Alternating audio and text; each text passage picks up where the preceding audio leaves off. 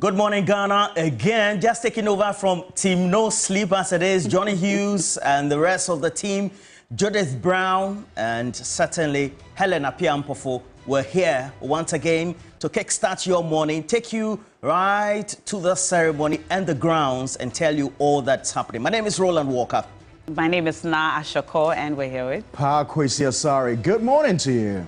Well, certainly. It also means that for all those of you cherished audience yesterday and at midnight, Ghana turning into another state, turning another page in a remarkable democratic story with the dissolution of the 8th Parliament and then, of course, the inauguration of the 9th Parliament. We're here today to, again, see how history unfolds as we swear in the President-elect, John Dramani Mahama, reaffirming Ghana's commitment to democratic governance and national unity. Now, from the Independence Square, we'll also bring you every moment, every detail of this landmark event, including the impact on governance and what this means for Ghanaians, as well as all of us right here in the years to come.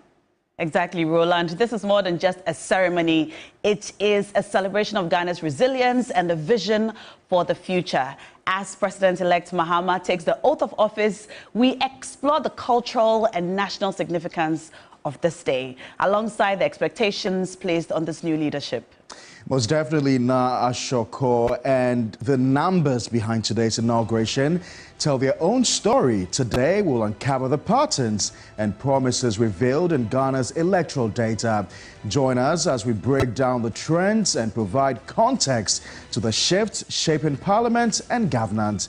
Follow our live coverage and conversation on all our platforms, 3news.com, Facebook and YouTube, as we bring you real-time updates and insight into this defining moment for Ghana.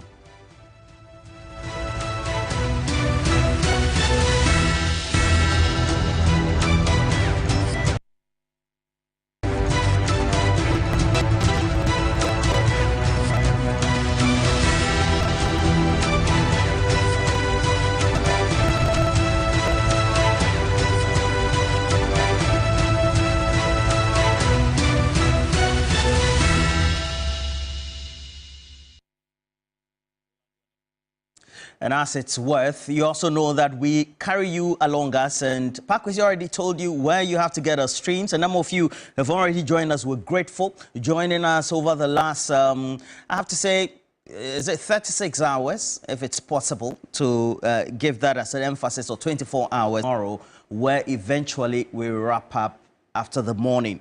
But I already can see Feligu Tete, who says he's not too happy we're showing old documentaries, etc., and old videos, but history has been made here, and all of us need to get educated as a media house, and our core responsibility all in the mix.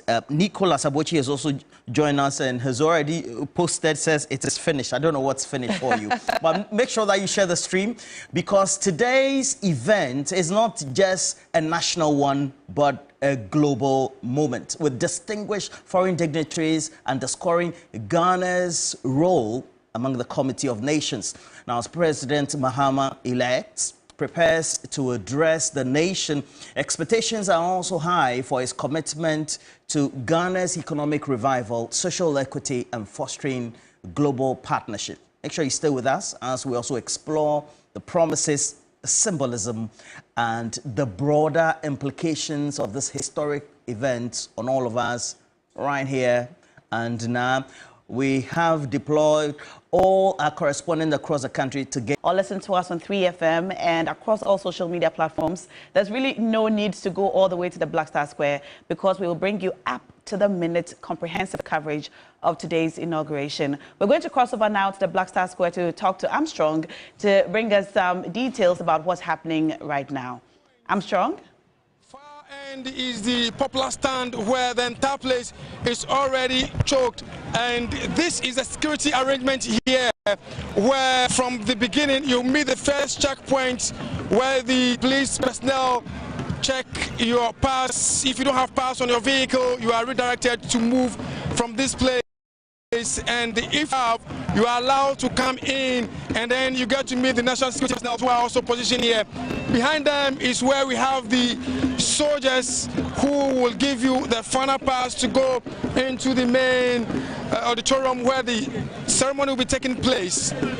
If you do not have the accredited or the accreditation that will give you permission to go into where the main dignitaries will be seated, you will be turned away by the soldiers who are currently seen in shorts. They will not listen. No amount of phone call coming from anybody will persuade them to allow you access. All they are in need of is your accreditation that permits you access into the main ceremony ground. Let me take you to the popular stand area where the place currently has you choked, that if you are listening or watching us, it will be advisable for you to stay at home and watch here for you.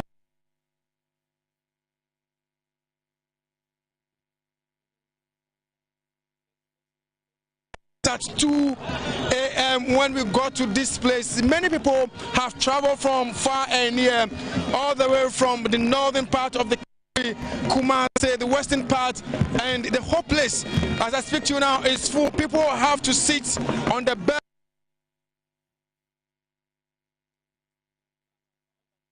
Are now beginning to complain. They came in earlier to grab a chair for themselves. Unfortunately, those that came in later are now sitting.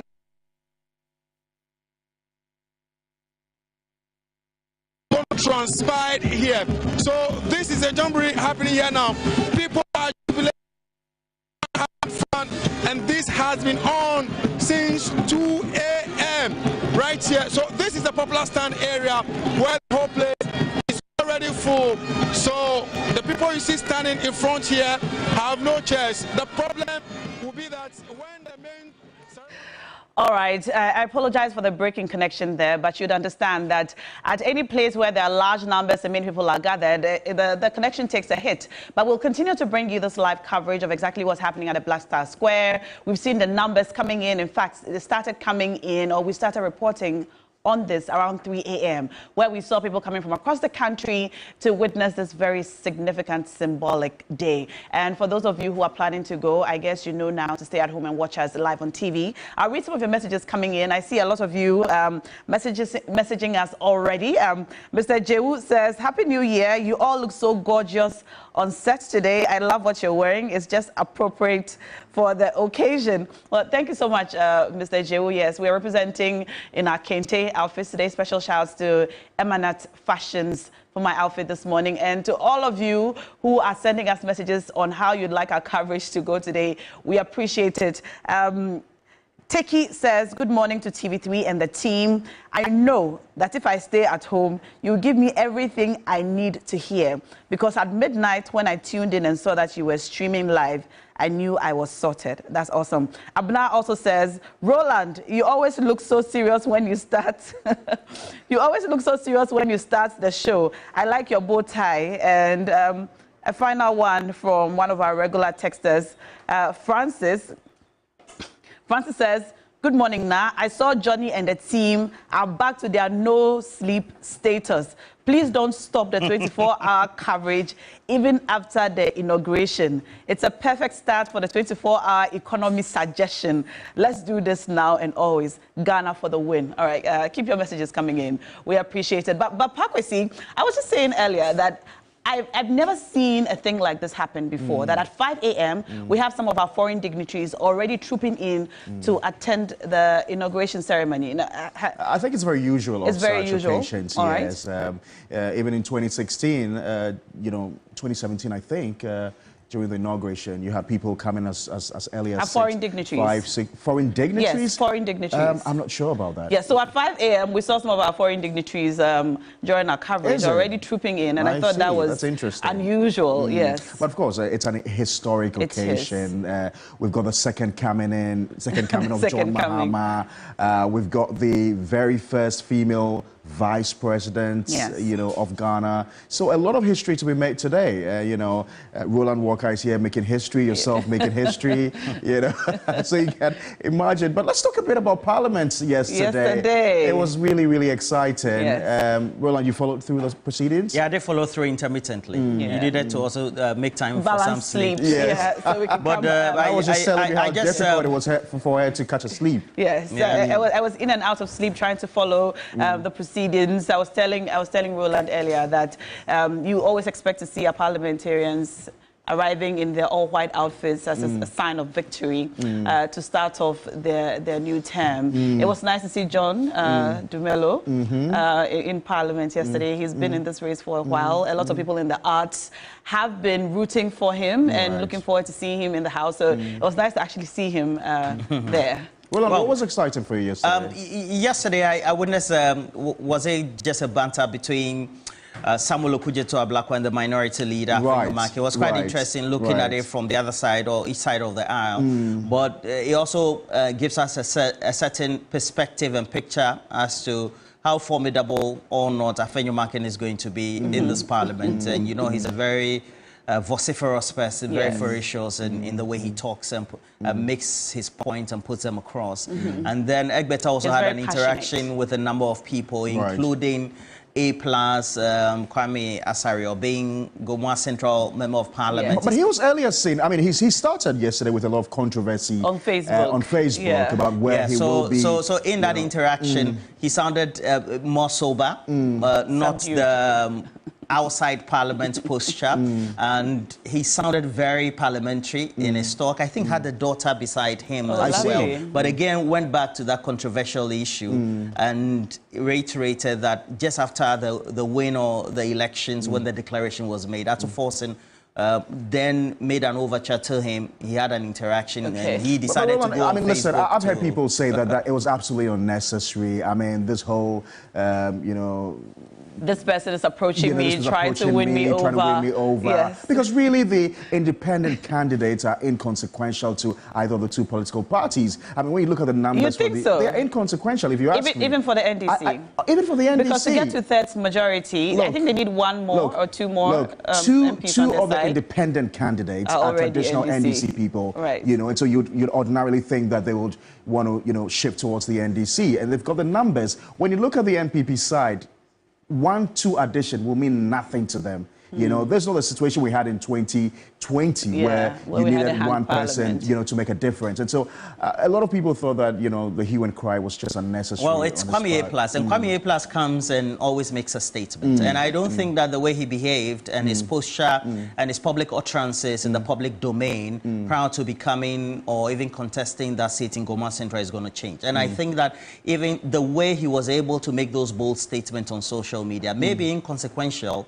to whether he's going to add something to the numbers for either side in the House, but also just speaks volumes about who he is, the personality he is, and how he intends navigating himself in this parliament. And I think that it's very, very important because for many of the times, people in the art are thought generally to be not in that realm of be very academic and very serious, etc. And I take him very serious for some of the utterances so far he's made. And he's going to make some controversial statements in this 9th parliament. And I'm looking forward to that. But guys, if you ask me, I think that we need him to remain who he is. We do not need that overwhelming support for the majority side, which is the NDC. I'm beginning to hear, for instance, that all 4 independent candidates are towing towards the NDC. That's not what we need. We don't need a parliament that is just one-sided. We need that strong opposition. And I would have loved it if A+, had gone the way of, had gone the way to all the way to the opposition, because we need him to be critical of the National Democratic Congress government. That's what we need. Right. We need a strong opposition to be able to look government in the face when they go wrong and say, this is wrong, you cannot do this. Well, you know. Well, I think that it's interesting that as a first-timer, he's able to ruffle some feathers even before the House begins. And he said that beyond the majority or minority or even the arts which we have known him for before now, his focus will be representing the people of Gomara Central and focusing on their needs and what the people want beyond the politics. He's representing his people. And I think yesterday in a lot of our discussions, we said that one of the things that we look forward to or hope for this parliament is that the representatives, the members of parliament, will focus on representing their people a little more than doing the politics or towing the line of their parties. And I like that point. Yes, I like that point, Huela, because when, I mean, again, I found it unfortunate because when I read his post on Facebook, after he said that he had been approached by the top hierarchy of the NPP, he announced that he was going to meet up with the NDC later in the day, the majority leader, and that, you know, he was eventually going to decide based on who serves his interest. And I didn't think that it was about his interest. I thought that it was going to be about the interest of his people. And of Ghana. But I think that's what he's doing. He's trying to see whether once he caucuses with the NDC, he gets the type of development that is needed. But also, it's also very important we take a look at history. In 1996, in that parliament, where J.H. Benson, a number of them as well, there were 200 seats. The NPP had 66 seats, but some of the best sound bites in the Fourth Republic came from that parliament. I mean, many have said that. So it is not true. That's arguably one of the strongest It is never true that in how you are able to network within the media, get your sound bites across, and make your point strongly. And I think that they have some strong personalities. Kujo Ponkroma is in there. There's Samuel Ku, who has catched a niche for himself, or also had a niche for himself when it comes to his public image as well. There's also, of course, the minority leader, Penyo Maki, and a number of personalities in there. So they make what the minority will be in this parliament. And would they be having that voice? Would they be poking into what policies and then what issues they have with the John Mahama government? They certainly would. Well, we're going to continue to bring you this live coverage of today's all-important inauguration of the 9th Parliament, as well as the swearing in of the President. And we encourage you to stick with us. You're watching TV3. We're also live on 3FM and we're streaming across all our social media platforms. Stay tuned. We'll be right back.